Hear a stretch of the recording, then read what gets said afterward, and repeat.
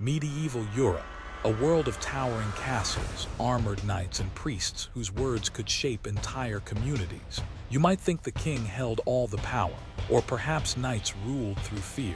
Maybe the church, with its spiritual authority, truly governed society. But power in medieval Europe was layered, fragile, and constantly contested. To understand who really ruled, we have to look at every level from the fields to the throne. At the bottom of the hierarchy were the serfs. From dawn to dusk, they labored in fields they did not own, plowing soil, sowing crops, repairing fences, and tending livestock.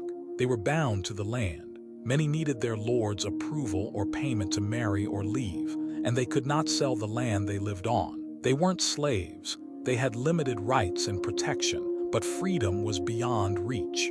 Their world rarely extended beyond the manor, generation after generation. Yet life was not without meaning. Family, faith, and festivals brought moments of color to hard lives. Serfs were the foundation of the feudal system. Without their labor, knights would starve, nobles would fall, and royal power would weaken. Above them stood free peasants. They paid rent instead of labor and could move, bargain, and make choices. In places like England, some became prosperous yeomen, owning land and hiring workers. They marked the quiet shift from obligation to opportunity, and from a service economy toward money. Low clergy. Living among the people were parish priests, monks, and nuns, the low clergy.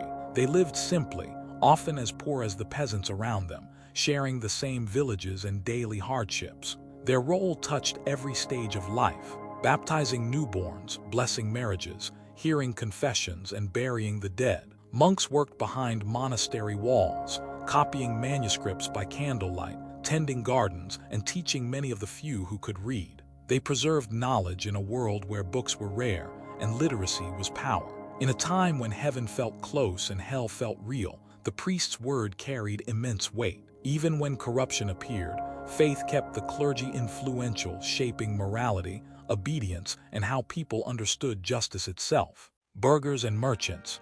Beyond the countryside, towns gave rise to a new kind of power, the burghers. Merchants, craftsmen, and traders built their status not through land, but through skill, trade, and money. They worked in workshops, markets, and ports rather than fields and manors. Guilds controlled prices, quality, and apprenticeships, protecting their members and limiting competition. Belonging to a guild meant stability, respect, and economic security. As trade expanded, coin began to rival land as a source of power. Cities like Bruges, Florence, and Lubeck became centers of wealth, slowly challenging the feudal order and reshaping medieval society from within. The knights. Knights were the armed strength of feudal Europe. Often trained from childhood, they learned to ride, fight, and obey long before adulthood. Their armor, weapons, and horses were costly, making knighthood a privilege of wealth as much as bravery. In exchange for land or payment, knights swore loyalty to their lords and fought in wars, raids, and local conflicts. They defended territory, enforced order, and collected justice, sometimes brutally.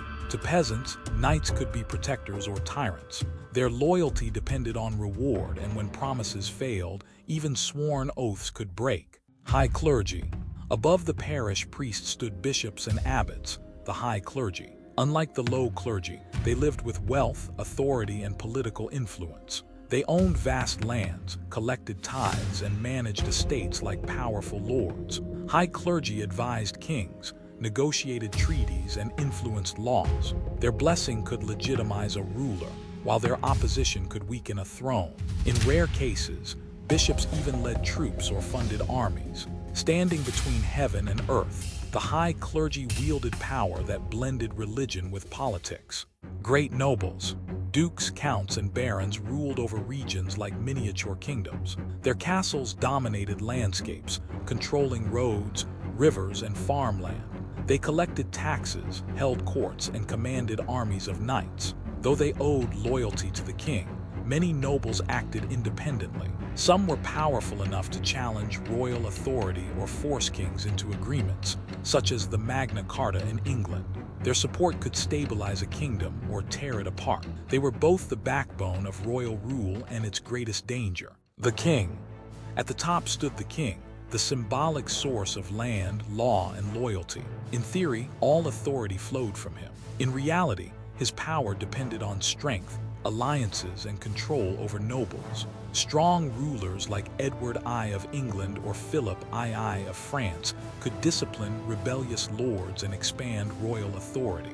Weak kings were dominated by their courts, manipulated by nobles, or overthrown entirely. Royal power rested on faith, diplomacy, and force. One wrong decision could shatter the delicate balance and plunge the realm into rebellion or war. So who really ruled medieval Europe? Not one man, not one class. Power was a fragile web of labor, loyalty, faith, and wealth, constantly negotiated, constantly at risk. And when that web finally broke, Europe was changed forever.